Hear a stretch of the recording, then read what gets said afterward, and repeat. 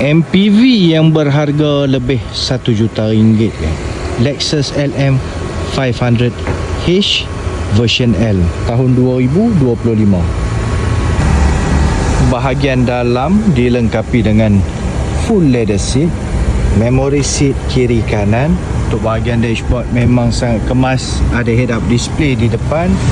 Bahagian belakang seat pilot yang sangat mewah, boleh adjust, ada wireless charging, roof monitor, ada juga panoramic sunroof.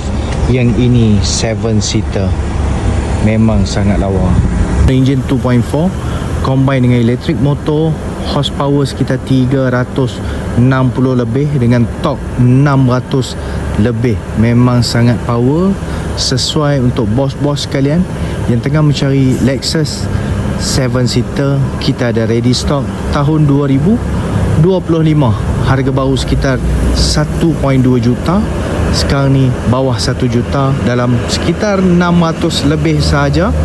Yang berminat boleh Roger Helmi dekat bio ataupun komen kat tepi untuk support. Follow for more cast. Assalamualaikum, bye bye.